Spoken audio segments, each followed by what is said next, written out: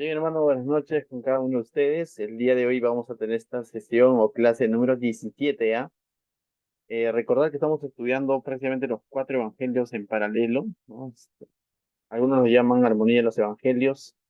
Y ciertamente hay puntos donde nos detenemos a veces a analizar y a comparar uno que otro evangelio, pero hay puntos donde corremos porque todos coinciden o simplemente notamos que un solo evangelio lo cuenta, ¿no? Lo narra. Entonces, hoy ya comenzamos prácticamente la sexta parte del curso denominado Días Finales de Jesús en Jerusalén. Normalmente algunos autores consideran los días finales de Jesús en Jerusalén cuando él hace su entrada triunfante, dice, ¿no? Montado en un pollino, que por cierto, lo vamos a ver hoy. A partir de ahí lo conocen como los días finales de Jesús en Jerusalén, ¿no? Ya que se entiende que Jesús, cada vez que vemos en los evangelios que él estuvo en Jerusalén, debemos entender de que no estuvo una sola vez en Jerusalén, tampoco de que todo su ministerio lo desarrolló en Jerusalén, sino gran parte de su ministerio lo desarrolló en Galilea, toda la región que involucraba incluso Nazaret, el lugar donde él creció. Al ver incredulidad en ese lugar, dice, él salió de ese lugar y se fue a las regiones de Judea y Perea, y ahí vemos distintos lugares donde él visita y también hace milagros, señales, predicaciones y todo lo demás. Pero ya en esta última porción vamos a analizar cuando él va por última vez a Jerusalén. Y va de alguna manera ya intencionada en el sentido de que para dar cumplimiento lo que había venido a hacer, ¿no? Que es el siguiente punto que vamos a ver ya acá unas semanas más, que vendría a ser el juicio y su crucifixión, ¿no? Entonces vamos a analizar el día de hoy unos cuantos puntos de los días finales de Jesús en Jerusalén. Nuevamente aquí tengo 12 puntos, Dios mediante esperamos avanzar estos 12. En algunos puntos no nos vamos a detener mucho, quizás lo voy a comentar a grandes rasgos, ya que también apelo, ¿no? A que ustedes puedan dar lectura luego a los puntos que se les haya dejado ahí o que ahí se indica. Entonces, vamos a comenzar entonces con el primer punto. El complot del Sanedrín contra Jesús y Lázaro, dice. Esto es narrado por el Evangelio de Juan, capítulo 11, versos 55 al 12. Y, y también indicar algo, ¿no? De que el complot del Sanedrín contra Jesús va a ser justamente porque uno de los últimos milagros que él realiza en la región de Judea y Perea, que eran cercanos a Jerusalén, mas no era Jerusalén en sí, este, es en Betania, ¿no? Donde él resucitó a un hombre llamado Lázaro. Eso lo vimos en la clase anterior. A raíz de eso, imagínate, si ya de por sí Jesús tenía cierta fama, si ya de por sí Jesús tenía multitudes que lo seguían, ya sea de manera interesada, de manera genuina o para acosarle como los fariseos. Pero imagínate después de haber resucitado a alguien que estaba muerto ya y ya incluso estaba en su tumba, ¿no? Entonces, esto de alguna manera alimentó, vamos a decirlo así, la fama de Jesús, ¿no? Entonces, y esto va a traer como consecuencias un complot, es como de alguna manera, el Sanedrín estaba conformado por fariseos, incluso saduceos, religiosos de la época, ¿no? Sacerdotes, levitas, conocedores de la ley. De pronto ellos se van a organizar en contra de Jesús y de Lázaro, ¿no? Entonces eso es lo que nos narra esta parte de la historia, ¿no? Como te digo, por ejemplo, Juan en el capítulo 12, versos 10 al 11, dice lo siguiente, ¿no? Dice, los principales sacerdotes acordaron dar muerte también a Lázaro, porque a causa de él muchos de los judíos se apartaban y creían en Jesús. Es decir, la resurrección de Lázaro no pasó desapercibida en realidad, sino la resurrección de Lázaro hizo de que muchas otras personas más comiencen a seguir y a creer en Jesús, ¿no? Entonces, eso va a causar en las personas, por así decirlo, ¿no? Un entusiasmo de ver a Jesús ya de otra manera, ¿no? No solamente como un predicador, sino, aunque ya ellos habían escuchado de muchos otros milagros, pero ahora ellos están palpando, ¿no? Un milagro, o sea, nunca antes visto, ¿no? La resurrección de un hombre que ya estaba prácticamente en su tumba, ¿no? Ese era Lázaro. Entonces, ¿quiénes van a reaccionar contra eso? El Sanedrín. ¿Cómo reaccionan? Queriendo quitarle la vida a Jesús, y no solamente a Jesús, sino al mismo Lázaro, ¿no? a la evidencia del milagro de Jesús, porque la evidencia del milagro de Jesús era Lázaro, ¿no? Entonces, básicamente, este primer punto vemos eso, ¿no? De que los enemigos de Jesús básicamente fueron su propio pueblo en el sentido de que los religiosos de la época, ¿no? Entonces, hoy en día, de alguna manera, cierto, Pablo dice que no tenemos lucha contra sangre ni carne, pero hoy en día se ve quizás, pero es en menor proporción, eh, una lucha con los mundanos, por así decirlo. Básicamente, a veces, los que por quienes vamos a ser más cuestionados como cristianos, muchas veces es por los religiosos o por otras sectas, ¿no?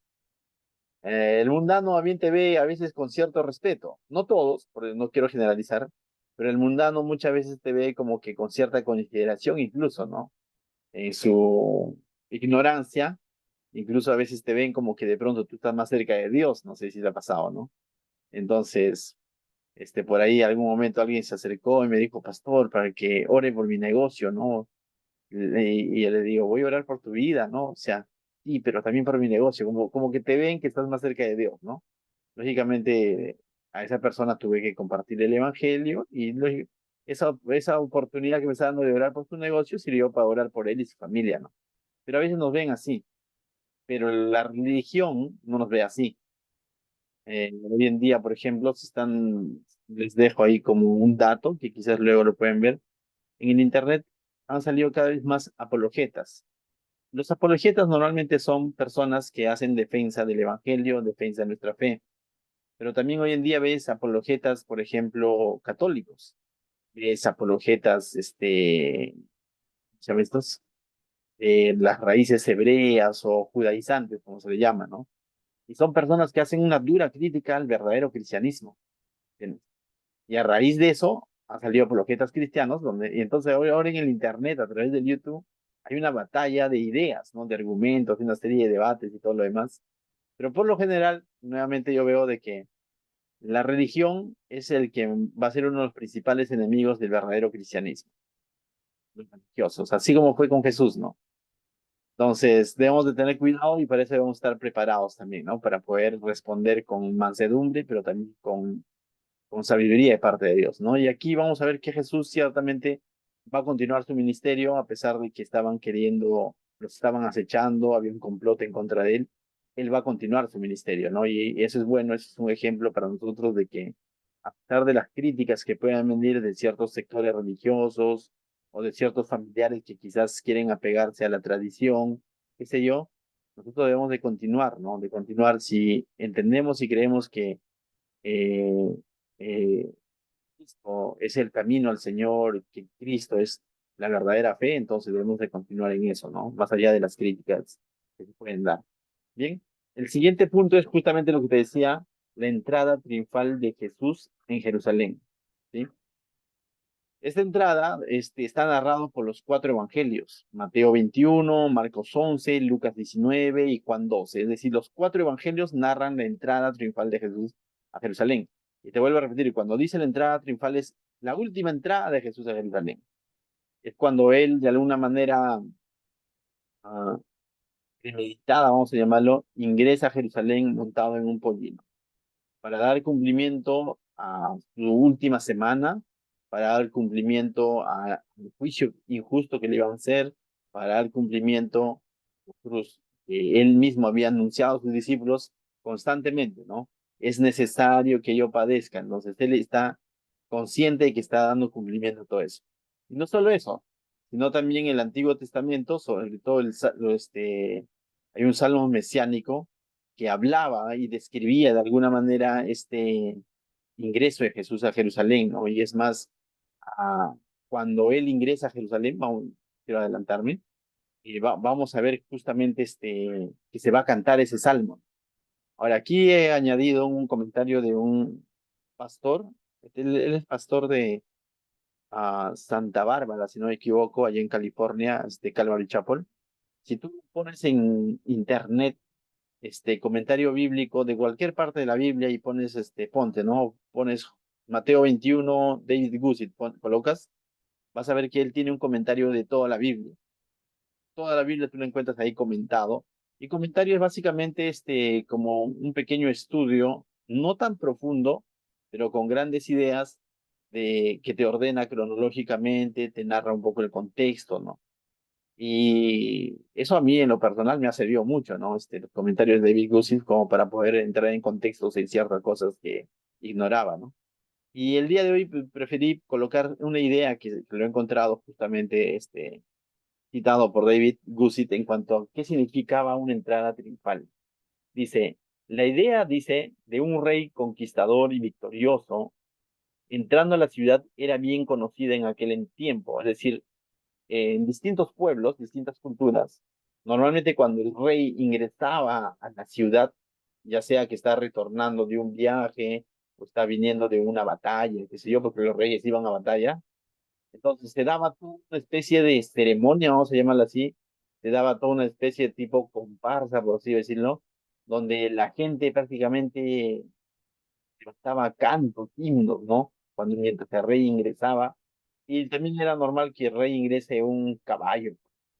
Entonces, pero aquí Jesús lo va a hacer en un pollino. Entonces dice, típicamente un rey victorioso entraba a la ciudad escoltado por ciudadanos de su reino, ¿sí? Y su ejército. Mientras entraban se entonaban canciones en honor y aclamación para el conquistador, quien llegaba con símbolos de su victoria y autoridad. Finalmente entraba en el templo prominente de la ciudad y ofrecía un sacrificio para honrar a los dioses y asociarse con ellos. Es decir, cada cultura tenía sus dioses, ¿no? Y el rey lo que hacía era ingresar con el botín de guerra o simplemente trayendo un sacrificio para sus dioses, ¿no? Eso es lo que normalmente hacía un rey y eso era normal en el entonces, ¿no? Así como hoy en día, por ejemplo, en fiestas patrias para nuestro país, ¿no? Es normal, por ejemplo, que en fiestas patrias tú veas distintos desfiles, ¿no? A nivel distrital, de la provincia, y la más conocida quizás es la famosa parada militar, ¿no? Es una costumbre en nuestro país, ¿no? En distintos departamentos, no solamente en nuestro país, o en la capital. Entonces, algo así, era una costumbre cada vez que el rey ingresaba, que se levanten cantos, himnos, aclamación hacia ese rey, y el rey entraba victorioso, ¿no? Entonces Jesús cuando ingresa a Jerusalén por última vez, no lo hace como cualquier ingreso anteriormente que lo haya hecho, quizás en el anonimato, quizás con sus discípulos, quizás con unos cuantos de ellos o solo, no. ¿Por qué? Porque constantemente también el judío, cada vez que había estas fiestas de la Pascua y todo lo demás, hacían viajes, todos los ciudadanos hacían esos viajes a Jerusalén, porque ahí se encontraba el templo para celebrar sus fiestas judías, ¿no? Y en eso nosotros no vemos una aclamación del pueblo, ni es más, cuando nos narra que Jesús iba a Jerusalén, ni siquiera nos narra que el pueblo se levantaba y aclamaba, nada de eso. Pero si tú lees estos cuatro evangelios en Mateo 21, Marcos 11, Lucas 19, Juan 12, vas a encontrar que cuando Jesús ingresa a Jerusalén montado en un pollino, de alguna manera causa todo una reacción como un reconocimiento de que él hace el ingreso de un rey, en otras palabras, ¿no? Entonces, y dice, la entrada a la ciudad, dice, encima de un asno era un símbolo de paz, ¿no? El pueblo comenzó a entonar el Salmo 118, que es un salmo mesiánico. Y eso es lo interesante, ¿no? Que mientras él ingresa, comienza a entonar el pueblo judío un salmo que está registrado en el Salmo 118, ¿no? Que era un salmo mesiánico. ¿Qué es un salmo mesiánico? Un salmo que hacía referencia al Mesías prometido al pueblo de Israel, ¿no? Es decir, el pueblo, yo creo que consciente o inconscientemente, pero movido por Dios, de alguna manera reconoce con ese canto que a ellos levantan, reconocen que Jesús es el Mesías prometido, ¿no? Y eso a los fariseos lo va a volver furiosos, porque los furiosos están buscando a Jesús para matarlo o para aprenderlo mínimamente, ¿no? Y ahora cuando ven que el pueblo comienza a reconocer a Jesús como el Mesías, eso el fariseo conocía, entonces cuando el pueblo está cantando este Salmo 118, los fariseos están reconociendo este canto y están diciendo, esto solamente se le debe cantar a Mesías, ¿no? Y ciertamente Jesús es el Mesías, pero ellos no lo querían reconocer, ¿no? Entonces dice, los fariseos estaban furiosos por esto, ¿no? Entonces, te recomiendo que leas toda esta parte de la entrada triunfal, es extensa, ciertamente, abarca varios versículos, en Mateo abarca 11 versículos, en Marcos también 11 versículos, en se desplaya mucho más todavía del 28 al 44, y Juan abarca 7 versículos aproximadamente, ¿no? Entonces, yo te recomiendo que luego lo leas y corrobores, ¿no? Pero veas esos detalles, ¿no? Cómo es que el pueblo, eh,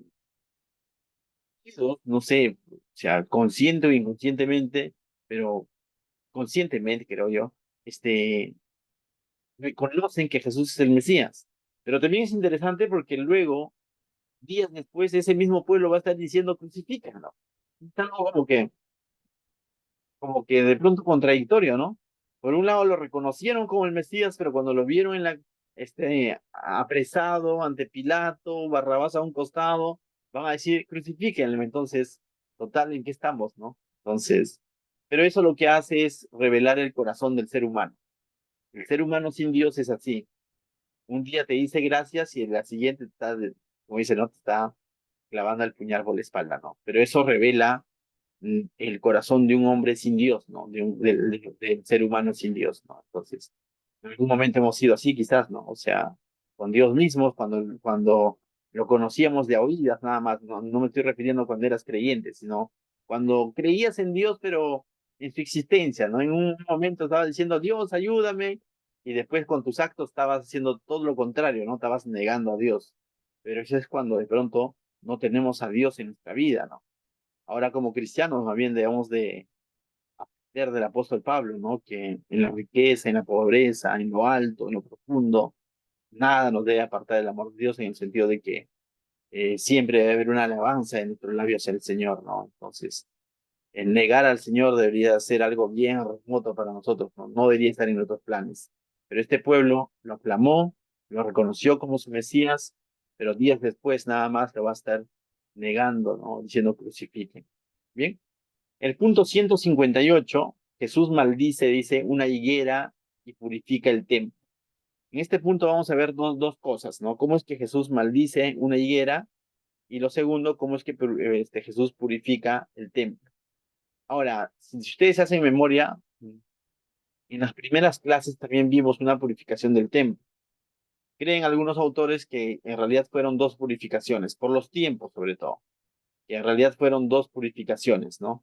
Esta última purificación es ya en esa última semana de Jesús en Jerusalén, y es narrado también por tres evangelios, Mateo, Marcos y Lucas, ¿no? Va a narrar la purificación del templo. Bien. Ajá. Debemos entender que el templo, en aquel entonces, no es como hoy en día, ¿no? De pronto hoy en día nosotros, si queremos buscar de Dios, como que de pronto tenemos las famosas, voy a usar la palabra entre comillas, pero en realidad la famosa iglesia eh, local, ¿no? O sea, lo digo entre comillas porque el local donde nos reunimos no es la iglesia, ¿no? Pero normalmente hoy en día cada grupo de creyentes tiene una iglesia local donde asistir, ¿no es cierto? Para el judío no tanto era así. Había ciertas fiestas, ciertos sacrificios, sobre todo los sacrificios que fue estipulado por Dios a través de Moisés, que debía hacerse sí o sí en el tabernáculo en un principio, luego después de eso Salomón construye el templo y a partir de ahí este templo reemplaza el tabernáculo que de pronto construyó o levantó Moisés, y a partir de ahí el pueblo judío, por esto decía, ¿no? Hace un momento, cada vez que ellos tenían que celebrar ciertas fiestas de peregrinaje, como la Pascua, por ejemplo, como el Pentecostés, por ejemplo, sí o sí tenían que ir al templo. Y el templo se encontraba en Jerusalén. Y iban de distintos lugares, de distintas provincias, de distintas regiones. Por eso le llamaba fiestas de peregrinaje, porque ellos tenían que caminar largos días, largas horas para llegar y celebrar la fiesta o presentar su sacrificio. Quizás tú dirás, ¿y las sinagogas? No, las sinagogas eran básicamente una casa de instrucción y de lectura de la ley. Las sinagogas no estaban autorizadas, por ejemplo, para que ellos celebren sus fiestas, como la Pascua, el Pentecostés, las primicias, qué sé yo. No, las sinagogas fue con la finalidad después de que el pueblo de Israel fue disperso, fue esparcido en los tiempos de los reyes por su pecado, ¿no? Se fue a Babilonia.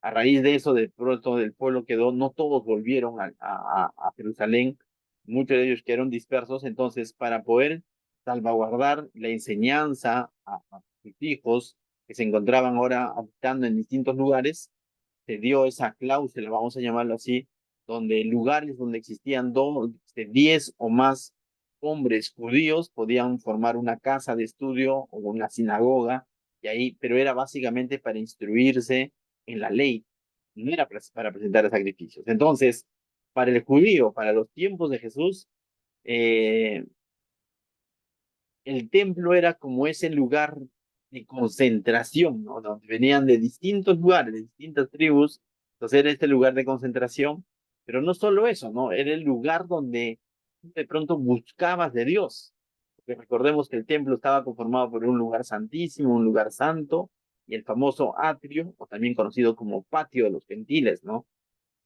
Lo que había pasado con el templo para los tiempos de Jesús, o por qué Jesús de pronto purifica el templo, porque cuando él llega, ve que más allá que este templo esté cumpliendo su finalidad, donde las personas vayan y busquen de Dios, lleven sus sacrificios, qué sé yo, celebren la fiesta, se había convertido en un lugar de negocio, un lugar de intercambio, lo llaman algunos, un lugar de trueque, pero básicamente era lo siguiente, ¿no?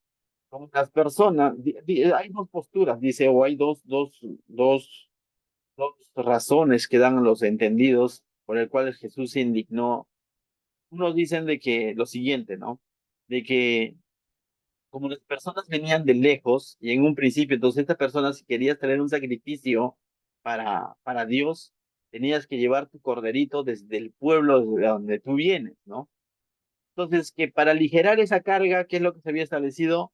No, mejor acá les vamos a tener vendían ciertos animales palominos, corderos, cabritos, qué sé yo, para que el pueblo ya no venga cargando todo eso desde su lugar de origen, sino que como para facilitar de alguna manera ese trabajo y compraban ahí el animalito para presentarlo en sacrificio, ¿no? O otros que venían y cambiaban sus cultivos, sus granos, y lo cambiaban en monedas para luego eso presentarlo como sus diezmos, ¿no? Entonces, estos en cientos de años se había tergiversado a tal punto de que el, quizás en un principio la motivación fue correcta, vamos a decirlo así, o fue buena, no sé si correcta, pero fue buena la idea, pero para los tiempos en que llegó Jesús, el propósito de lo que se estaba haciendo se había tergiversado, a tal punto de que el énfasis, la motivación era el negocio, no tanto facilitar al peregrino con el tema de su diezmo, con el tema de su sacrificio, ¿no? Es uno.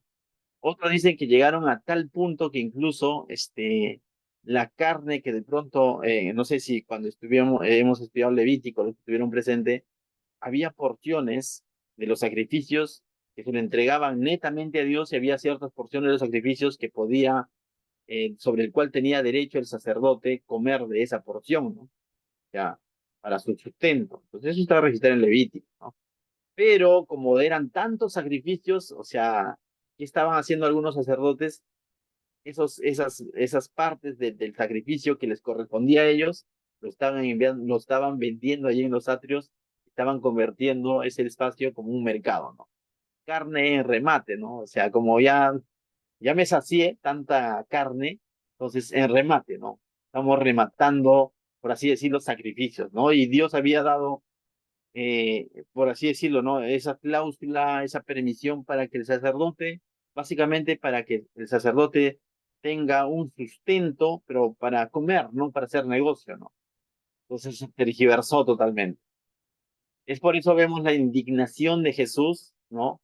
Y purifica el templo, ¿no? Y dentro de las frases que suelta Jesús dice, la casa de mi padre es casa de oración, ¿no? Ustedes lo han convertido en un mercado prácticamente, ¿no? Entonces, esas palabras que cita Jesús estaban registradas en el Antiguo Testamento por el profeta Isaías, ¿no? Isaías 56:7, luego lo buscas. Entonces, es uno de los momentos en el que a Jesús lo vamos a ver indignado. Y a veces algunos malinterpretan eso. Si hasta Jesús se enojó, dicen, ¿no? Entonces por eso tratan mal. No era la idea, ¿no? Veamos las implicancias, ¿no? Jesús se indignó, sí, pero ¿con quiénes se indignó? Con estas personas que a sabiendas estaban sacando provecho de las cosas del Señor, ¿no? Por un lado, como te digo, algunos hacen mal uso de este evento para decir, si hasta Jesús se indignó, hasta Jesús se enojó y hasta Jesús se agarró a chicotazos y de eso se quieren coger para también tratar mal a otros y lastimar a otros, ¿no? Entonces no es lo correcto, creo yo. Lo otro que también ocurre es de que, eh, que debemos, que nos enseña esta porción es lo siguiente, ¿no? Si bien es cierto, los tiempos cambian, no son los mismos que en los tiempos de Jesús, menos que en los tiempos de los profetas, sacerdotes, los tiempos han cambiado, hoy en día estamos 2000 años adelante, ¿no? De pronto, y hay ciertos principios que se mantienen. Por ejemplo, yo voy a citar algunos y quisiera hacer en esto directo, ¿no? Hay principios que se mantienen. Por ejemplo, el obrero es digno de su salario. Es algo que Pablo extrae, un principio que extrae del Antiguo Testamento, ¿no? Como es que de pronto el pueblo solventaba a la familia de Leví, es decir, a los sacerdotes, ¿no?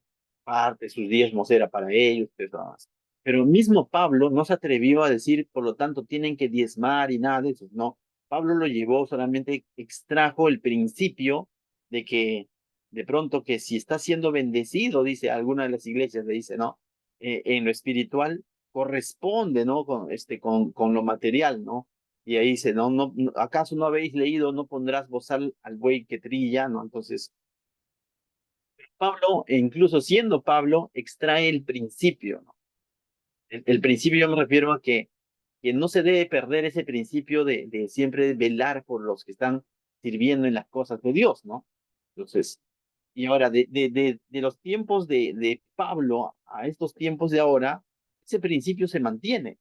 Yo considero que existen pastores genuinos, siervos genuinos que quizás están sirviendo al Señor de una manera desinteresada, están sirviendo a Dios porque ha recibido ese llamado y que de pronto es válido, que de pronto eh, las personas que son bendecidas le correspondan a ese siervo de alguna otra manera. Yo considero eso es válido y no lo cuestiono, pero también veo en el ejemplo de Pablo algo, ¿no? De cómo es que él, ante un ambiente de inmadurez, un ambiente donde había también de esos falsos maestros que se habían metido a Corinto y estaban saqueando la iglesia, Pablo prefiere, ¿no? Renunciar a ese derecho y dice, con estas manitos he trabajado, dice, ¿no? Y eso lo vemos en el libro de Hechos, que trabajó en Corinto, para marcar distancia de esas personas que estaban sacando provecho, estaban haciendo de un negocio las cosas del Señor, ¿no? Entonces también eso a veces, muchas veces no es predicado, no es sacado a la luz, ¿no? ¿Por qué? Porque justamente daría pie a que muchos digan, oye, pero si Pablo hizo esto, ¿no? Ahora, es lo siguiente, ¿no? Las formas, como Dios de pronto bendice a sus siervos, pueden cambiar a través del tiempo. Lo que no va a cambiar es de que Dios sí o sí siempre va a sostener si su siervo es genuino. De tal manera que si el siervo es genuino, finalmente está sirviendo a Dios. Dios lo va a hacer a través de la iglesia, lo va a hacer a través de otra persona, lo va a hacer a través de un trabajo, pero Dios no va a dejar de ser fiel. Eso yo lo tengo claro. También debo de advertir de que en estos cortos años de ministerio he observado donde se hace mal uso de ese derecho y se manipula personas y se convierte en un negocio las cosas del Señor. Ya, y duele, duele cuando de pronto te enteras de que la motivación de servir al Señor es netamente económico o para provecho personal o familiar. Y eso duele porque, digo, ¿no? Si el Señor Jesús descendiera, haría una purificación. estaría igual de indignado. Yo creo que con personas que conociendo la palabra hacen ese tipo de cosas, vuelvo a repetir, ¿no? En un principio quizás aquí la intención no era mala, la idea era buena, pero finalmente se tergiversó todo eso y Jesús fue contundente con ellos, ¿no? Fue enérgico con ellos. Entonces también, al mismo tiempo, eso nos advierte a nosotros a que siempre debemos mantener nuestra motivación en el lugar correcto, ¿no? Nuestra motivación siempre tiene que ser agradar al Señor, entender que todo lo que hacemos es un privilegio para el Señor y el Señor va a ser fiel. No hay necesidad de manipular ni convertir en un negocio las cosas del Señor, ¿no? Eso es romper el principio que de pronto estuvo estipulado en el Antiguo Testamento, que fue afirmado por mismo Pablo. Eso es romper ese principio y meterle la mano a nosotros y pretender, ¿qué te digo, no? Hacer de un negocio las cosas del Señor. He observado y me duele cuando a veces me entero situaciones así, pero bueno, así están los tiempos hoy en día, ¿no? Tengamos cuidado entonces con eso, mis hermanos. Dios es fiel. Entonces, en esta ocasión Jesús fue enérgico, ¿no? Y yo creo que también es enérgico y le duele cuando de pronto ve que de su iglesia se hace eso, ¿no? ¿Y por qué te digo? Porque hay muchas personas que a veces están considerando buscar a Dios y cuando ven esos tipos de cosas, ¿qué hacen? Le damos motivos para decir, ¿para qué? Son así. ¿Para qué? Si en este lugar son así. ¿Para qué? Si solo quieren mi lana. No, o sea, eh, ¿para qué? Y nos damos cuenta que con ese tipo de actitudes, cuando de pronto en el que cae el cristianismo o caen ciertos ah, siervos, lo que estamos haciendo es piedra de tropiezo, para que otros no busquen de Dios, sino al contrario, le damos la razón en que piensen mal y digan, no, es que es un negocio. Entonces, debemos de tener cuidado, eso creo, y es una de las cosas que todo siervo, toda iglesia constantemente tiene que siempre ir evaluando cuáles son tus motivaciones por el que tú estás sirviendo al Señor. ¿Ven? Entonces, después de esto vemos en ese mismo capítulo, vamos a entenderlo así, en este mismo punto, también dice cómo es que Jesús maldice la higuera, ¿no? Entonces, la historia está narrada también por los tres evangelios, Mateo, Marcos y Lucas, y básicamente es, yo no sé qué tanto era una maldición o no, ¿no? Porque te lo cuento para, si después lo corroboras con tu Biblia, pero básicamente es cuando de pronto Jesús se acerca a la higuera y la higuera estaba frondosa, ¿no? Estaba, te digo, ¿no? Estaba internada, estoy diciendo un poco sarcástico quizás, estaba internado y con su Biblia en mano, ¿no? Pero cuando Jesús va, no encuentra fruto, básicamente es así. La higuera, en otras palabras, estaba haciendo de apariencia, tenía hojas, como si de pronto tuviera frutos, y cuando Jesús va, no hay fruto. Pero en realidad el problema no tanto es la higuera, sino que Jesús con este hecho está llamando la atención a su pueblo, porque su pueblo aparentemente eran un pueblo santo, aparentemente no eran como los samaritanos, no eran como los griegos, no eran como los romanos, no eran como los babilonios, no eran como los paganos, ¿no? Ellos aparentemente tenían su templo, tenían su ley, tenían su Torá y todo lo demás, pero cuando viene Jesús y quiere un fruto de ellos, un fruto de amor hacia el pecador, no le encuentra. ¿Me va a entender? No le encuentra. Entonces, básicamente es cuando Jesús se acerca a esta higuera, lo que está figurando o ilustrando es eso, al pueblo de Israel. No tanto solamente es la higuera, ¿no? A veces nos hemos centrado en la higuera, no. Lo que estaba ilustrando esta higuera es cómo estaba el pueblo de Israel. Uno, la pompa, más en el fondo no había pulpa, ¿no? Entonces, y Jesús en ese sentido es que le dice, no, nunca más alguien coma fruto de ti. Y ciertamente dice al día siguiente, es el siguiente punto que vamos a ver más adelante, cuando pasan la higuera se secó, ¿no? Entonces no sé qué tanto llamarlo que Jesús maldice la higuera, es un título que se le ha puesto, pero básicamente Jesús le dice como que has tenido la oportunidad y más no has dado fruto. Entonces no tiene sentido que sigas estando pomposa, ¿no? Que sigas con tus hojas de ahí. Lo mismo sucedió con el pueblo de Israel. Y dice un comentarista, para el año 70, el pueblo de Israel, no solamente su templo fue destruido, sino el pueblo de Israel como tal fue esparcido. Y nunca más, vamos a decirlo así, bueno, fue esparcido y se quedaron sin nación. Más o menos para el año 500 llegan los musulmanes y toman ese lugar, donde construyen su Meca incluso. Mira, desde el año 70 que el pueblo de Israel fue esparcido, se le llama el tiempo de la diáspora. Después para el año 500 y tantos más o menos llegan los musulmanes con Mohamed y todo lo demás y construyen su Meca. Pero ya para el año 1948, Dios en su gracia soberana, mira, han pasado 1948 años, casi 1900 años después, Dios en su gracia soberana usa a un país, Estados Unidos, para que de alguna manera intervenga y haga devolver a todos esos judíos que estaban esparcidos por todo el mundo, los devuelven nuevamente a Jerusalén, ¿no? Y ahora están compartiendo ahí con los musulmanes y hasta hoy en día están en ese quiebre, ¿no? En ese tire y jala. Pero ciertamente, ¿no? O sea, se cumplió lo que Jesús le dijo a esta higuera, ¿no? Nunca más tome alguien fruto de ti y se secó. Bien. ¿Qué nos enseña esto? Nos enseña que no vaya a ser que nosotros de pronto también, ¿no? El Señor nos llama, somos sus hijos, somos sus siervos, somos su iglesia, pero el Señor nos ha dejado, siempre lo recalcamos, con una finalidad, ser luz en medio de las tinieblas, mostrar la luz de Cristo en medio de esta sociedad, ser esa sal de esta tierra, sazonarla, ¿no? Pero si de pronto no estamos cumpliendo esa función, yo creo que el Señor no va a llegar a ese punto de estar suplicándonos que hagamos nuestra labor, sino que va a levantar otros siervos.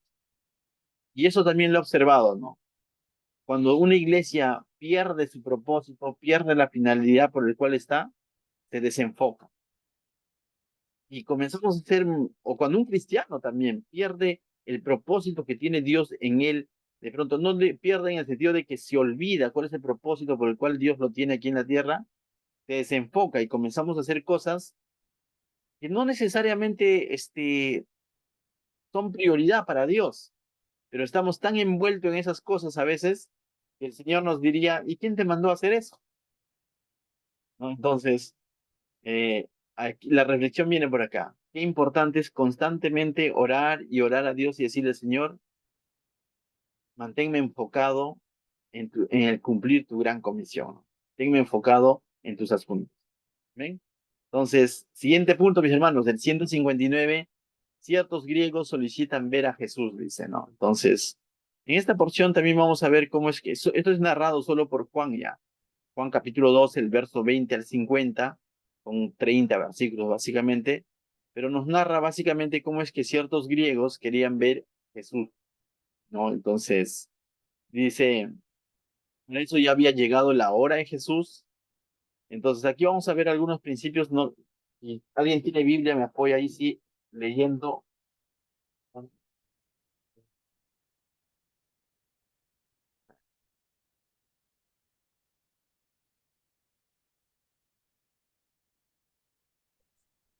Extensa en realidad esta porción, pero vamos a ver. Juan 12, ¿no? Yo leo. Vamos, vamos. 12, verso 20. Vamos leyendo. Había ciertos griegos entre los que habían subido a adorar en la fiesta. Estos pues se acercaron a Felipe, que era de Bethsaida de Galilea, y le rogaron diciendo, Señor, quisiéramos ver a Jesús. Felipe fue y se lo dijo a Andrés. Entonces Andrés y Felipe se lo dijeron a Jesús.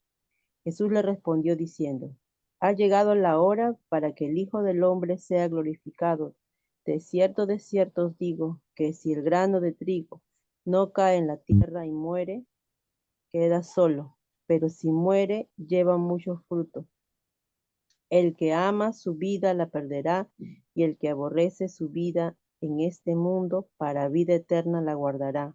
Si alguno me sirve, sígame, y donde yo estuviere, allí también estará mi servidor. Si alguno me sirviere, mi Padre le honrará. Ahora está turbada mi alma. ¿Y qué diré? Padre, sálvame de esta hora. Mas para esto he llegado a esta hora. Padre, glorifica tu nombre. Entonces vino una voz del cielo. Lo he glorificado y lo glorificaré otra vez. Y la multitud estaba allí y había oído la voz. Decía que había sido un trueno. Otros decían, un ángel le ha hablado. Respondió Jesús y dijo, no ha venido esta voz por causa mía, sino por causa de vosotros. Ahora es el juicio de este mundo. Ahora el príncipe de este mundo será echado fuera y de este mundo, y ya si fuere levantado de la tierra, a todos atraeré a mí mismo. Y decía esto dando a entender de qué muerte iba a morir. Le respondió la gente, nosotros hemos oído de la ley, que el Cristo permanece para siempre. ¿Cómo pues dices tú, es necesario que el Hijo del Hombre sea levantado? ¿Quién es este Hijo del Hombre? Entonces Jesús les dijo, aún por un poco está la luz entre vosotros. Andad entre tanto que tenéis luz, para que no os sorprendan las tinieblas, porque el que anda en tinieblas no sabe a dónde va. Entre tanto que tenéis la luz, creed en la luz, para que seáis hijos de luz. Estas cosas habló Jesús y se fue y se ocultó de ellos. Pero a pesar de que había hecho tantas señales delante de ellos, no creían en él, para que se cumpliese la palabra del profeta Isaías que dice, Señor, ¿quién ha creído a nuestro anuncio? ¿A quién ha revelado el brazo del Señor? Por esto no podían creer, porque también dijo Jesús, cegó los ojos de ellos y endureció su corazón para que no vean con los ojos y entiendan con el corazón y se conviertan y yo los sane. Isaías dijo esto cuando vio su gloria y habló acerca de él. Con todo eso, aún de los gobernantes, muchos creyeron en él, pero a causa de los fariseos no lo confesaban para no ser expulsados de la sinagoga, porque amaban más la gloria de los hombres que la gloria de Dios. Jesús Ahí clamó y nomás, dijo, Iván. Gracias. A ver, no sé si ya se dieron cuenta de algo. Gracias, Silvana, gracias. ¿ya? Esta porción comienza con unos griegos, yo lo llamo así, ¿no? Griegos curiosos que querían ver a Jesús. Y en ningún momento Jesús como que de pronto, porque vienen, ¿no? Sus discípulos y le dicen, Jesús, unos griegos te quieren ver, pero en ningún momento, vamos a, lo voy a decir así en un lenguaje bien, este, Jesús no les da bola, ¿no? No les da pelota, como dice a estos griegos. No, bien hace toda una explicación que los tiempos se estaban cumpliendo, ¿no? Da toda una explicación a qué es lo que él había venido, qué es lo que él había hecho, quiénes son los que realmente deben de seguir, ¿no? Dice, el discípulo, el verdadero discípulo debe de seguir a Jesús y no al revés, ¿no? Entonces, comenzó quizás por la pregunta o la inquietud de estos griegos curiosos que querían ver a Jesús, y Jesús termina aclarando que si van a seguir a Jesús, a sus discípulos, ¿no? Lo sigan de verdad, lo sigan de verdad. Y no solo eso, ¿no? No sé si tú has notado, pero en una parte incluso hay una voz del cielo, no sé si habías notado antes, ¿no? Cuando hablamos de que de pronto hubo una voz del cielo, siempre hacíamos referencia al bautismo de Jesús, ¿no? Porque cuando Jesús es bautizado hay una voz del cielo. ¿En qué otra ocasión hay una voz del cielo? Dice durante la transfiguración, ¿no? Que es narrada por Marcos, por ejemplo. También hay una voz, ¿no? De pronto cuando estaban confundidos los discípulos de Jesús, porque veían a Jesús y ahí a Moisés y Elías, y de pronto hay una voz que dice, no, este es mi hijo, ¿no? Ahora, y en esta ocasión también hay una voz del cielo. Mira, en el verso 27 que leyó Silvana dice, ahora está turbada mi alma, dice Jesús. ¿Y qué diré? Padre, sálvame de esta hora. Él no está pidiendo eso, sino dice, ¿acaso debo decir esto? Como hace como una pregunta, ¿no? Mas para esto he llegado a esta hora, dice. Entonces Jesús está anunciando y reafirmando que su hora se estaba acercando, ¿no? El momento de la cruz. Padre, glorifica tu nombre, dice. Entonces vino una voz del cielo, dice, lo he glorificado y lo glorificaré otra vez. Y la multitud que estaba allí y había oído la voz decía que había sido un trueno. Otros decían, un ángel le ha hablado. Respondió Jesús y dijo, no ha venido esta voz por causa mía, sino por causa de ustedes. Lo que está diciendo Jesús es, esta voz que han escuchado del Padre, no tanto es como para que Jesús crea, no tanto es como para que Jesús recobre confianza, sino es a causa de los incrédulos que estaban ahí, para que ellos crean. Jesús estaba seguro de lo que estaba haciendo, pero al mismo tiempo está cuestionando o está confrontando la ligereza con el que algunos lo estaban siguiendo, incluidos estos griegos que querían conocerlo, ¿no? Como que de pronto Jesús, el que resucitó a Lázaro, es famoso y de pronto queremos conocerlo. Y Jesús está confrontando y está diciendo, si me van a seguir, síganme de verdad. Miren que yo voy a padecer. Por eso que aquí sacamos una idea, ¿no? El discípulo sigue a Jesús, no al revés, ¿no? No tanto está como para que Jesús esté, ah, de alguna manera, correspondiendo a las inquietudes de estos griegos que querían conocer a Jesús, por así decirlo, querían un autógrafo, no que Jesús está llamando a que lo sigan de verdad, no solo los discípulos, sino incluso esos griegos, ¿no? Y para eso muestra una evidencia del Padre hablando nuevamente en público, algunos lo confundieron con un trueno, otros con un ángel. Entonces, esta porción básicamente nos muestra eso, ¿no? Pero también a partir del 37 al 43, vemos cómo es que ellos responden con incredulidad, dice, ¿no? Mira, dice, verso 37, pero a pesar de que había hecho tantas señales delante de ellos, no creían en él para que se cumpliese la palabra del profeta Isaías, que dijo, Señor, ¿quién ha creído nuestro anuncio? Es decir, se cumplió lo que en algún momento pasó con Isaías en el Antiguo Testamento. Dios levantó a Isaías para que lleve su palabra y todo lo demás. No creyeron en la palabra de Dios, no creyeron en el anuncio de Isaías. Ahora con el mismo Señor Jesucristo está pasando lo mismo. Es decir, Él está mostrando evidencias, están escuchando una voz del cielo, pero aún así, dice, a pesar de todas estas cosas, no creían en Él. Por eso que el verso 44 ya es como que Jesús nuevamente resumiendo su mensaje. Mira lo que dice el verso 44. Jesús clamó y dijo, la palabra clamó significa que él lo dijo ya en otro tono, ¿no? Más de clamor, ¿no? Más de llamado. Clamó y dijo, el que cree en mí, dice, el que cree en mí, no cree en mí, sino el que dice en el que me envió. Es decir, hey, si tú crees en mí, no solamente estás creyendo en mí, sino estás creyendo en quién, en el Padre. Y luego dice, y el que me ve, ve al que me envió. Yo, la luz, he venido al mundo para que todo aquel que cree en mí no permanezca en tinieblas. Al que oye mis palabras y no las guarda, no, yo no le juzgo, dice. Recibe mis palabras, porque no he venido a juzgar al mundo, sino a salvar el mundo. El que me rechaza y no recibe mis palabras, tiene quien le juzgue la palabra que he hablado. Ella le juzgará en el día postrero. Lo que está diciendo, finalmente, mis hermanos, nosotros vamos a ser juzgados por una de las cosas, por haber creído en Jesús o por haber rechazado a Jesús. Finalmente, la humanidad, cuando rinda cuentas, va a ser por dos cosas, por haber creído en Jesús o por haber rechazado. No tanto porque tomabas, no tanto porque eras adúltero, todo eso. No, si tú crees en Jesús, todo eso tiene perdón. Pero si tú rechazas a Jesús, estás diciendo, estoy de acuerdo con todo lo que yo hacía antes. Entonces, finalmente dice, vamos a ser juzgados por esta palabra. ¿Creíste? Amén. Si no creíste, serás juzgado por haber rechazado a Jesús, ¿no? Alguien dijo, el pecado que realmente nos lleva al infierno no es la borrachera, no es la infidelidad, aunque son pecados, es la incredulidad.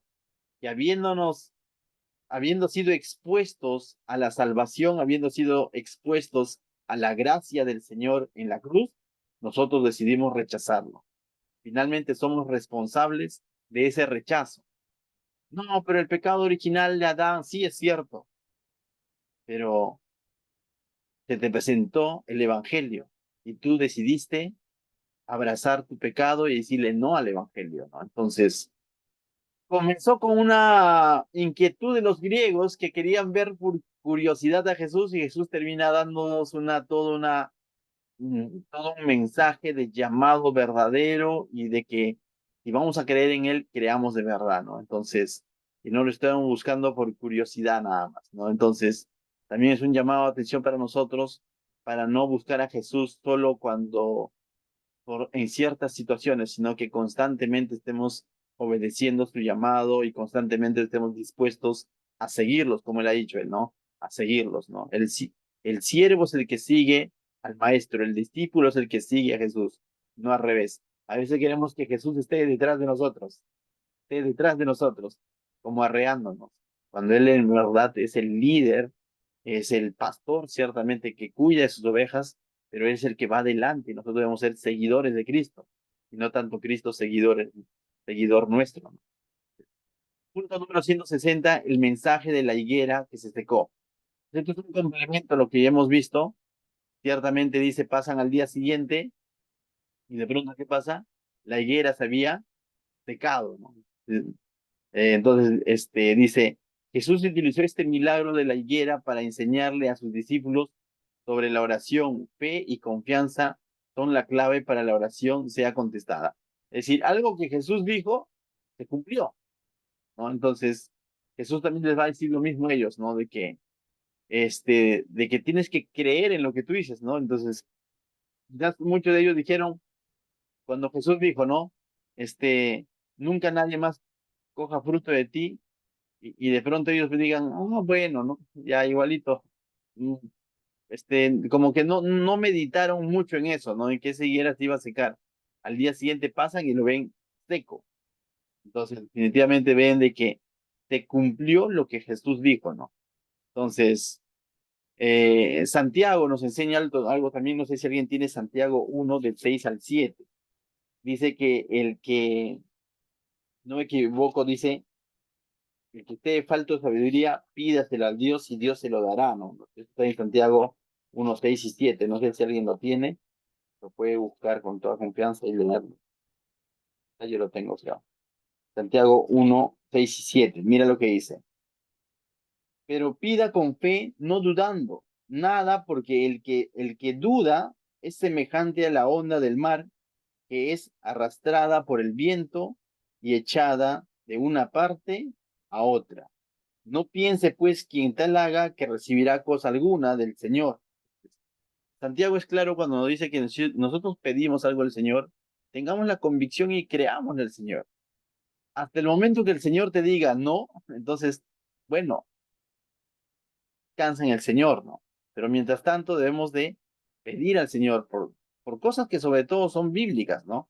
Decía un autor de un libro que un tiempo estuve leyendo sobre la oración, decía que la parte más difícil de la oración es después de que tú dices amén, te mantengas creyendo en lo que has orado. No sé si te ha pasado, ¿no? Señor, oro por esta situación, no sé, la economía, hay que pagar el recibo de luz, el agua, se me ha acumulado, Señor, y yo oro y confío en que tú vas a abrir puertas, tú vas a bendecir, Señor, y vas a proveer, le hemos dicho, ¿no? Amén. Después de ese amén, dices, ¿será que me dará? ¿Será que podré?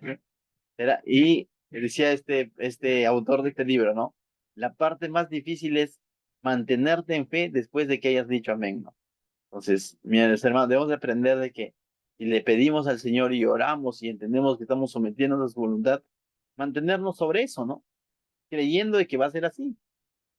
Eh, Como también dice, ¿no? Había un lugar donde un pastor dijo, ¿no? En ese, no sé, lo he leído, eso sí, en un libro también. eh, en un lugar, dice, donde sufrían mucho con la sequía, ¿no? Y un pastor misionero llega a ese lugar, y los hermanos o las vidas que él está ganando para el Señor ya fueron una comunidad, una iglesia, ¿no? Los hermanos, él dice, hermanos, ¿qué necesidades hay en este lugar, no? Y ellos dicen, oremos por lluvia, porque estos meses están siendo, no hay lluvia y no hay cultivo y todo lo demás, ¿no? Entonces él le dice, muy bien, vamos a orar, ¿no? Por lluvia. Pero el hermano termina de orar y le dice, el día de mañana, por favor, traigan sus paraguas, ¿no? Y la mayoría, después de haber orado lluvia, dicen, este pastor está loco, ¿acaso no se da cuenta que hace tiempo que no llueve? Ah, ¿no se dan cuenta que está, y se está burlando, nosotros cómo nos va a pedir traer paraguas? Dicen, ¿no? Entonces el pastor le dice, pero ¿acaso no estamos orando para que llueva? Entonces, si tú le estás creyendo al Señor, trae tu paraguas, bueno, porque le estás creyendo de que va a llover. Y es cierto, ¿no? A veces oramos al Señor y después estamos actuando y obrando como si no le hubiéramos orado. ¿Tiene sentido? Ya. Y aquí, ¿no? Los discípulos también escucharon a Jesús decir algo, pero bueno, ellos no lo consideraron hasta que el día siguiente ven, Señor, Señor, como algo novedoso, ¿no? Mira, la higuera se ha secado. Y Jesús, para Jesús no era novedad, para Jesús no era novedad, pero para ellos está haciendo como algo novedoso. Debemos llegar a ese punto, ¿no? De que, qué sé yo, ¿no? De que ver la mano de Dios sea parte de nuestro andar, ¿no? Quizás otros se vayan a ir sorprendiendo, tú también, pero no a tal punto de decir, ala, no pensé que iba a ocurrir, sino decir, Señor, gracias porque yo estaba confiando de que eso iba a ocurrir.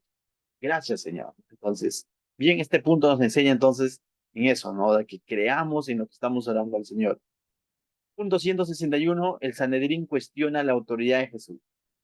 Aquí vienen, también lo hemos visto quizás sobre todo cuando hacíamos el estudio de Marcos, pero lo vamos a volver a repasar. Esto está registrado en los tres evangelios, tanto en Mateo, Marcos y Lucas. Cómo es que de pronto, después de que Jesús purificó el templo, y Jesús va a seguir enseñando, ¿no? Va a seguir enseñando todavía en esa última semana, pero va a venir el Sanedrín, los fariseos, y le van a hacer una pregunta, ¿no? ¿Con qué autoridad tú has hecho estas cosas, no? O sea, ¿quién te ha mandado, no? Y cuando ellos decían con qué autoridad o quién te ha mandado, básicamente le estaban preguntando de qué escuela vienes. La semana pasada les mencionaba que existían dos escuelas rabínicas muy conocidas, ¿no? Los de Gilel y los de Shammai, ¿no? Entonces como que le estaban diciendo, ¿quién es tu maestro? Para que tú enseñes estas cosas, hagas estas cosas.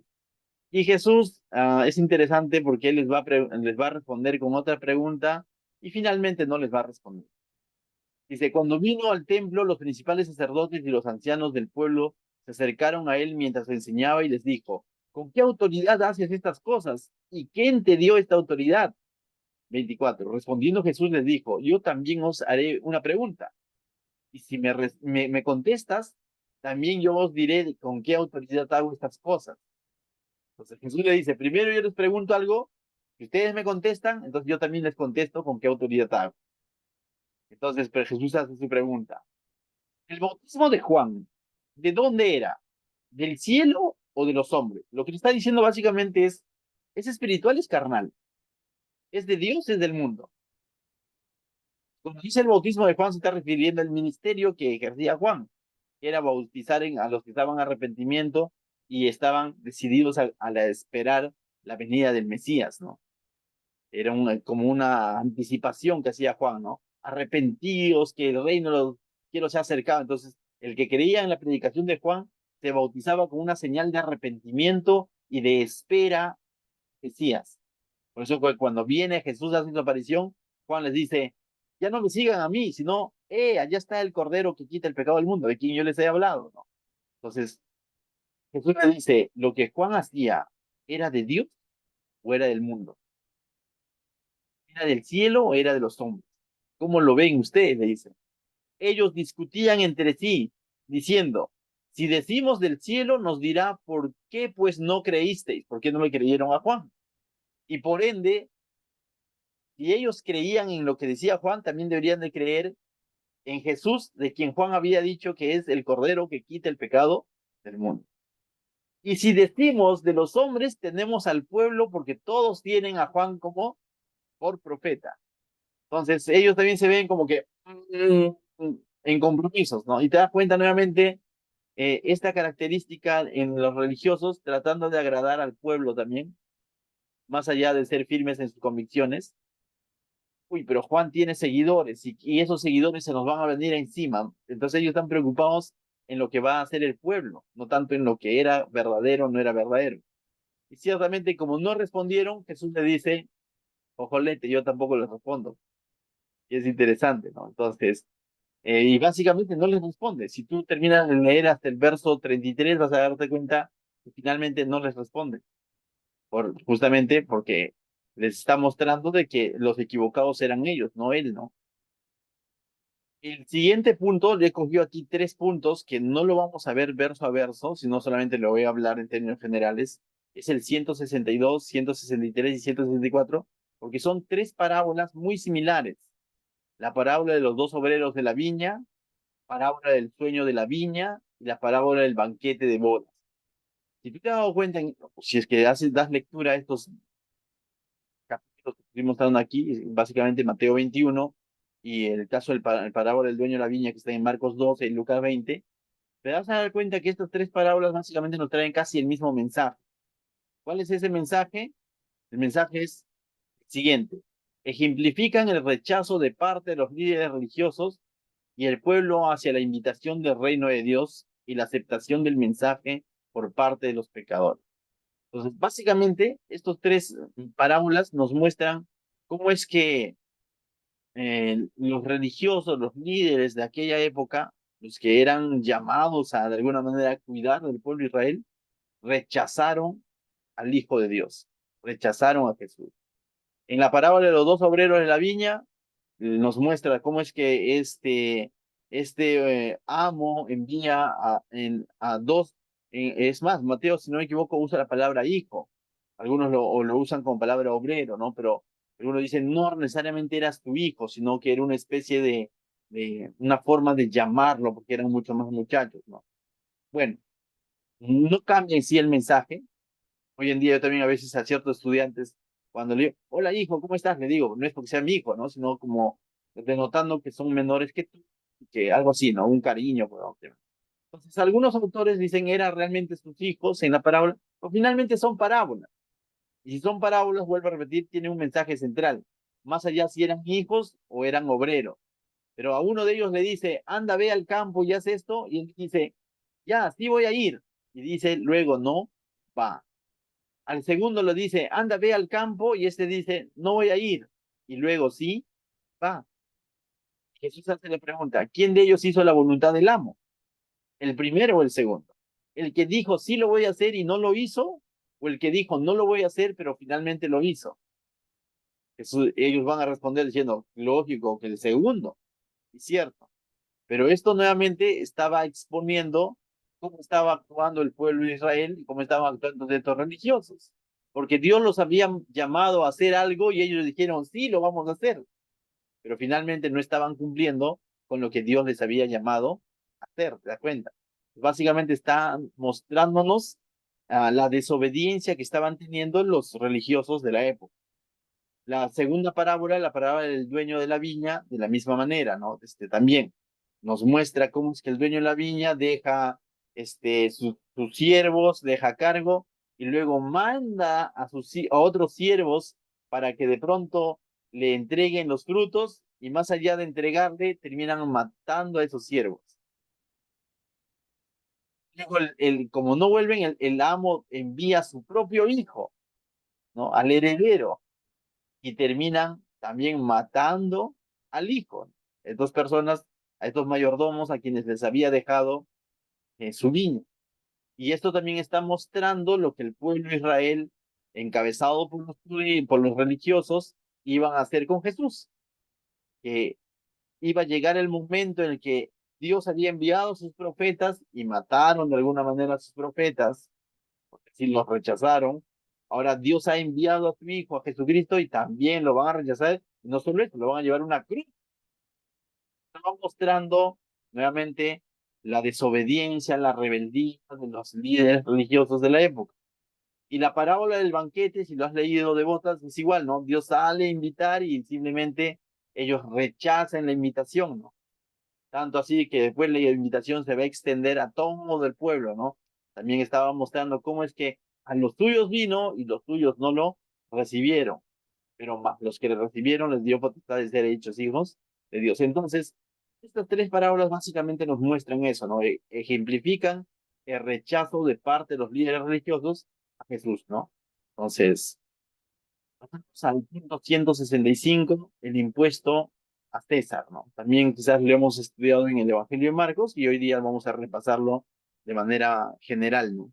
Está registrado en tres evangelios, Mateo 22, Marcos 12 y Lucas 20. Es interesante porque cuando le hacen esa pregunta a Jesús, también era para tentarle, ¿no? No era una pregunta genuina. En realidad era una pregunta trampa. ¿Por qué? Porque aquel entonces, si tú lees todo el contexto, los que estaban también ahí merodeando, estaban los herodianos. ¿Y quiénes eran los herodianos? Los herodianos básicamente eran los seguidores de Herodes, quien era el gobernador, ¿no? Y Herodes como gobernador, de alguna manera, lo que iba a hacer es de que se cumpla lo estipulado por el César. Bueno, si alguien se levantaba en contra del César o hablaba mal del César o incitaba a las personas que no paguen tributos al César, los de los herodianos se le iban encima, ¿no? Diciendo, oye, ¿cómo no vas? Pretendían de alguna manera sacar cara por quién, por el César. Entonces, cuando Jesús le hacen esta pregunta, es como para que Jesús diga, no, no tenemos por qué darle impuestos al César. Entonces, ¿para qué? Los herodianos se le iban a venir encima. Y Jesús decía eso, ¿no? No, no le demos al César. Jesús fue sabio en su respuesta, ¿no? Entonces dice, eh, ah, ¿qué nos enseña esta porción básicamente? ¿No? ¿Qué responde Jesús? Es sabio, es algo conocido quizás por cada uno de nosotros, es, dad al César lo que es del César y a Dios lo que es de Dios, ¿no? Ahora, era una pregunta también un poco sin sentido, por así decirlo, ¿no? Hoy en día, por ejemplo, ¿no? Es como que de pronto ya nos convertimos al cristianismo, estamos haciendo las cosas bien, pones un negocio y por ahí alguien te dice, hermano, ¿usted sabía que los funcionarios de la municipalidad son corruptos? Sí, son corruptos. Bueno, se entiende, ¿no? No es que yo no lo pueda afirmar abiertamente, pero como que ya por la noticia y todo, de alguna manera generalizando, sabemos que hay corrupción, ¿no? Y de pronto dice, entonces, ¿estará bien pagar nuestros impuestos?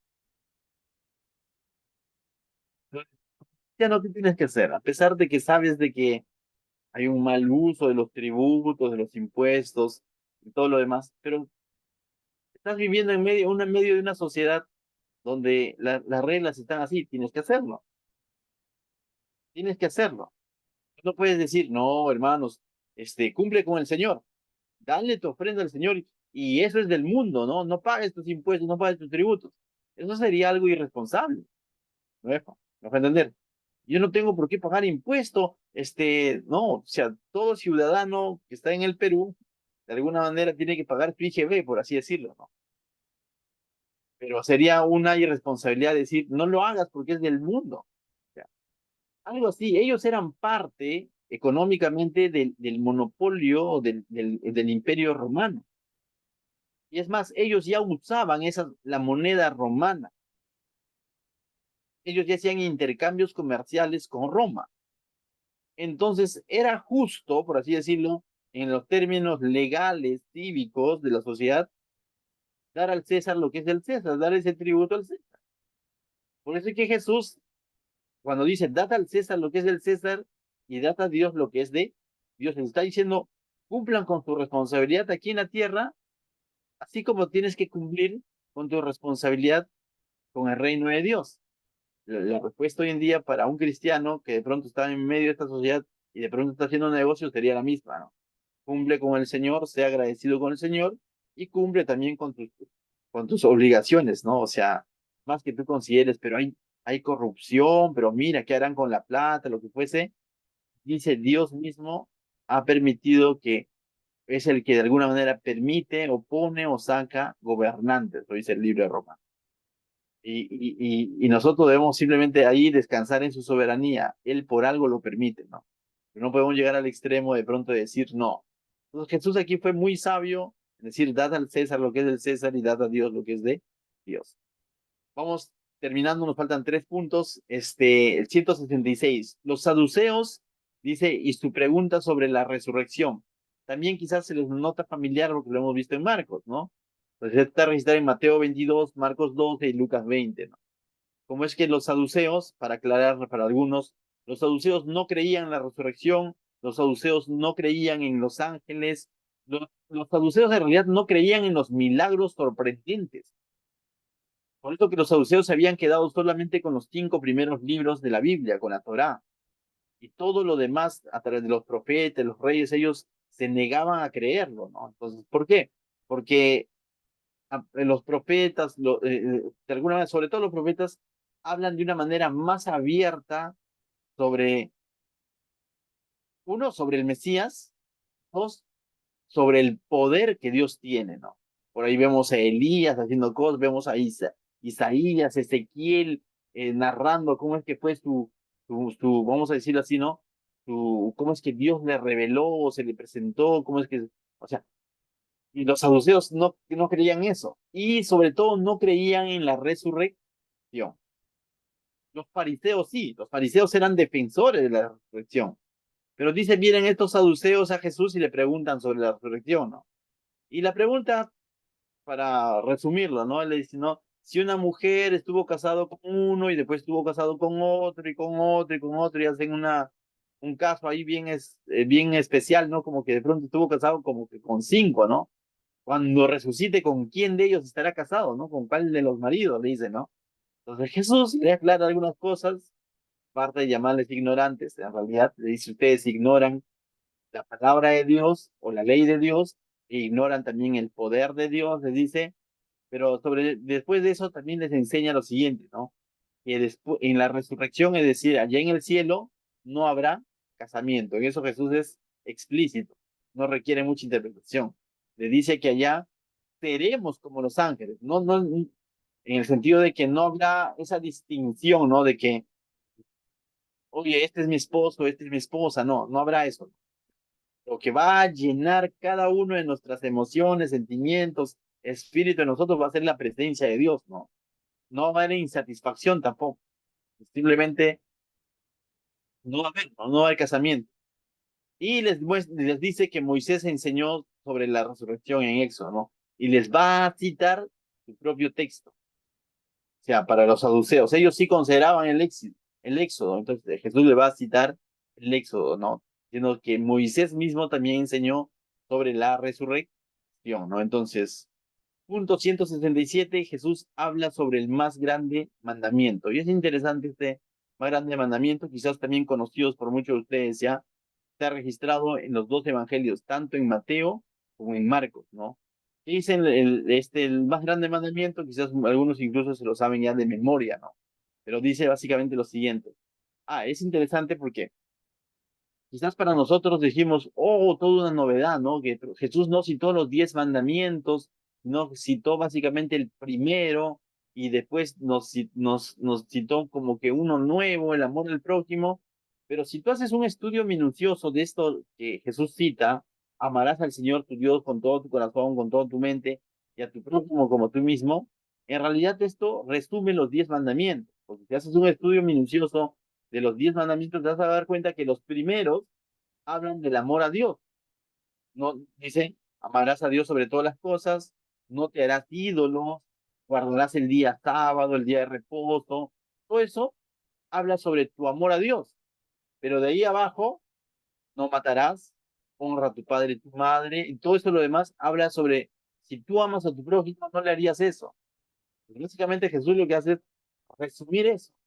Pero no resumir eso, no es que Jesús dio la novedad. Ese resumen de alguna manera ya estaba también en el Antiguo Testamento. Y a eso los judíos lo conocían como la Shema. Era una especie de, vamos a decirlo así, de plegarias que ellos levantaban, pero de una manera religiosa. Pero Jesús lo va a aclarar, ¿no? Entonces, los judíos constantemente, acá está la Shema, mira, está en Deuteronomio 6:4. Dice, esto es lo que normalmente, y hasta hoy en día, los judíos todavía de alguna manera a manera de rezo, vamos a verlo así, o de oración, repiten estas palabras hasta hoy en día, ¿no? O cada vez que tienen ciertas fiestas y celebraciones, ellos leen o repiten de memoria la Shema, ¿no? Dice, oye Israel, Jehová nuestro Dios, Jehová uno es, y amarás a Jehová tu Dios de todo tu corazón, de toda tu alma y con toda tu fuerza. Y básicamente esto es lo que nos dice Mateo 22 y Marcos 12. Entonces, lo que Jesús dijo en cuanto al primer mandamiento, no tanto es una novedad, sino Jesús está siendo consecuente con algo que ya estaba en el Antiguo Testamento, con algo que de alguna manera resumía esos mandamientos que estaban direccionados hacia el amor a Dios. A eso lo conocía como la Shema, ¿no? Y lógicamente el segundo mandamiento, que es el amor al prójimo, también estaba registrada en Levítico 19:18. Entonces, esto en realidad ya estaba estipulado en el Antiguo Testamento.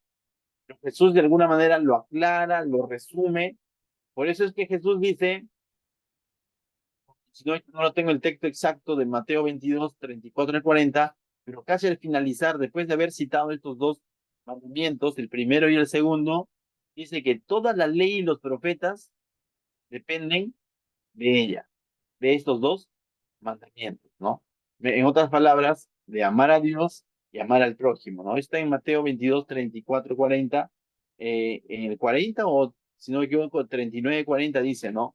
Y toda la ley y los profetas, de alguna manera, se someten o dependen de estos dos mandamientos, ¿no? No sé si lo encontraste ahí, Luis, lo puedes leer, Mateo 22, 39 o al 40 quizás.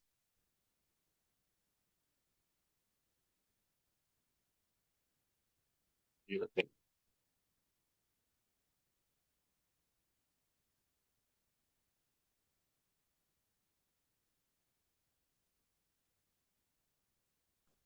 Ahí está, ahí A está. ver, vamos. Ya. Y el segundo es semejante. Amarás a tu prójimo como a ti mismo. De estos dos mandamientos depende toda la ley y los profetas.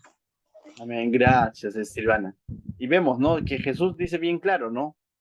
Pero no solamente, o sea, como que estos dos resume prácticamente todo lo enseñado por la ley y los profetas. Amar a Dios y amar al prójimo. Entonces, dijo alguien, ¿no? Si tú amas a tu prójimo, no lo vas a matar. Si tú amas a tu prójimo, no vas a tener, por así decirlo, envidia. Si tú amas a tu prójimo, no vas a codiciar lo ajeno. No vas a codiciar la mujer de tu prójimo. O sea, si tú amas a tu prójimo, te das cuenta que no vas a levantar falsos testimonios. Si amas a tu prójimo, lo vas a honrar, porque tu padre también es tu prójimo, tu madre también es tu prójimo, entonces lo vas a honrar. Entonces, el amor al prójimo de alguna manera evidencia qué tan genuino cristiano estás siendo, ¿no? Ahora, si amas a Dios, Él va a ser el centro de tu corazón, ¿no? No te vas a ir tras otros ídolos. Si amas a Dios, vas a amar al Hijo y al Espíritu Santo. Si amas a Dios, vas a guardar su palabra. O sea, es claro, ¿no? Entonces, nos damos cuenta que en realidad, cuánta razón tuvo Jesús al decir que de estos dos dependen toda ley, la ley y los profetas, ¿no? Entonces, de eso se trata, ¿no? Entonces, último punto, el punto 168, Jesús habla sobre la deidad del Mesías. Ya, esto es interesante también porque para los tiempos en que él estaba. Ahora nosotros quizás lo tenemos claro que Jesús es el Mesías, de que Él es el Hijo de Dios, pero para en el momento en el que Él está de alguna manera dándose a conocer, para los judíos de la época era bien complicado poder aceptar que Jesús es divino y Jesús es el Hijo de Dios, ¿entiendes? O sea, para ellos va a ser bien complicado y Jesús les va a decir, le va a dar, presentar una prueba eh, en la escritura en que se decía que Él es divino. La palabra Señor se aplicaba netamente a Dios en el Antiguo Testamento. Tú no le podías decir Señor, por ejemplo, a Moisés, Curios, que vendría a ser, ¿no? El Señor que significaba el Todopoderoso, por así decirlo, ¿no? Tú no le puedes decir eso a Abraham, Señor. Jamás vas a ver a alguien diciéndole a Abraham, Señor, ¿no? O a Elías, ¿no? Es un profeta, ¿no? Pero no le podías decir Señor. O a David no le podía decir Señor. Pero Jesús va a usar y va a citar la escritura, lo que está justamente escrito en algo que el mismo rey David lo dijo, ¿no? Por eso, en Mateo 22, en Marcos 12 y Lucas 20, nos narra, ¿no? Del verso 41, por ejemplo, de Mateo 22, dice, ¿no? Estando juntos los fariseos, Jesús les preguntó. Jesús inicia esta pregunta hacia los fariseos, diciendo, ¿qué pensáis del Cristo? ¿De quién es hijo? O sea, lo que está diciéndole, ¿no? El Mesías. O sea, usted le dice, primero sabemos que Jesús es el Mesías, y es una de las razones por que los fariseos le están teniendo envidia y todo lo demás, ¿no? Porque Jesús en más de una ocasión ya ha dicho que Él es el Mesías, que Él es el Cristo. Y ahora lo que Jesús le está diciendo, en otras palabras le está diciendo, ¿qué piensan de mí? ¿Me dejo entender? Jesús ya se había mostrado como el Cristo. Eso ya no era novedad para ellos. Que estén de acuerdo o no estén de acuerdo es otra cosa. Pero Jesús ya les había dicho que Él es el Cristo. Ahora Jesús les pregunta a los fariseos y le dice, ¿qué pensáis del Cristo? Lo que le está diciendo, ¿qué piensan de mí? Les está diciendo. ¿De quién es hijo? Lo que le están diciendo es, ¿de quién soy hijo yo? Le está diciendo Jesús. Le dijeron, de David, le dicen, ¿no? Entonces ellos pudieron haber respondido diciendo, el Cristo es hijo de Dios, pero eso no iba a salir de la boca de ellos. Entonces, ellos se remontan a lo que estaba escrito. Le dicen, porque también estaba escrito que el Cristo, el Mesías, iba a venir del linaje de David, ¿no? Del linaje de David. Y es cierto, humanamente viene del linaje de David, ¿no? Entonces, cuando vimos los primeros temas sobre la genealogía de Jesús, viene el linaje de David, y es interesante. Ahora, entonces, ellos le responden diciendo, de David. Él les dijo, pues, ¿cómo David en el espíritu le llama Señor? Entonces, ahora él les dice, ¿no? Si fuese así, ¿por qué el mismo rey David, cuando hizo referencia hacia el Cristo, que ahora es Jesús, llamó Señor? Y acá cita Jesús la parte en la que el rey David llama Señor al Cristo, o a Jesús, dice. Dijo el Señor a mi Señor, siéntate a mi derecha hasta que ponga a tus enemigos por estrado de tus pies. Ya, mira, esto fue escrito por David en uno de sus salmos, donde David dice, dijo el Señor, hace referencia a Dios Padre, a mi Señor, al Mesías en quien estaba creyendo David, ¿no? Sobre Jesús, dice que Dios Padre le ha dicho a Jesús, siéntate a mi derecha. Pero David a ambos lo llama Señor, tanto al Padre como al Cristo que iba de venir, lo llama Señor. Entonces dice, dijo el Señor a mi Señor, siéntate a mi derecha hasta que ponga tus enemigos por estrado de tus pies. Jesús dice ahora, pues si David le llama Señor, ¿cómo es su hijo? Ya, Jesús le dice, si David mismo dijo que el Cristo que iba a venir es su Señor, ¿cómo es que ustedes me dicen que es su hijo? Y nadie le podía responder palabra, ni osó alguno desde aquel día preguntarle más. En otras palabras, Jesús lo que presentó evidencias de que el mismo Señor, que el mismo rey David, en el Espíritu Santo, lleno del Espíritu Santo, dijo esta verdad, que el Cristo que iba a venir es Dios. Porque la palabra Señor se le atribuye tanto al Padre como al Cristo que iba a venir. Entonces, esto se le conoce como que Jesús muestra una evidencia de su deidad abiertamente. Ellos no lo refutaron porque lo que Jesús está citando está en la Escritura, está en los Salmos escritos por David. Ellos no podían refutar esto, ¿no? No podían cómo explicar cómo es que David, cuando habló con anticipación sobre el Mesías que iba a venir, lo llamó Señor, tal como llamó Señor a Dios Padre, ¿no? Entonces, y te vuelvo a repetir, en el Antiguo Testamento la palabra Señor, con S mayúscula, se le atribuía solamente a Dios, ¿no? En otras palabras, lo que está diciendo David es, y dijo Dios a mi Dios, está haciendo o sea, a mi Dios, y dijo Dios Padre a Dios Hijo, siéntate a mi derecha hasta que ponga a tus enemigos por estrado de tus pies. Y ese Cristo ahora estaba frente a ellos. Entonces Jesús es Dios, ¿no? Esto es una buena evidencia para mostrar la deidad de Jesús, ¿no? Entonces, bien, hermanos, yo sé que ha sido extenso esta noche, hemos comenzado un poco tarde, hemos visto 12 puntos, pero Espero que les pueda servir como noción de alguna manera y de un panorama un poco más claro, más amplio sobre esta secuencia que le hemos denominado Armonía de los Evangelios. Estamos llegando casi al final ya, pero ya habrá la oportunidad quizás de que tú puedas estudiar cada uno de estos pasajes de una manera más minuciosa, pero esto básicamente es como un panorama de los puntos que tocan estos cuatro evangelios, ¿no? Vamos a orar para poder terminar esta clase. Dios los bendiga a cada uno de ustedes. Padre, te doy gracias, Señor, esta noche por tu palabra, Señor, por tu darnos la oportunidad de seguir creciendo en el conocimiento de tu palabra, seguir ampliando nuestro conocimiento, afianzar ciertas verdades, Señor, recordar otras verdades, Señor. Y ciertamente, Señor, tu palabra es rica, Señor, y hay mucho que aprender, Señor.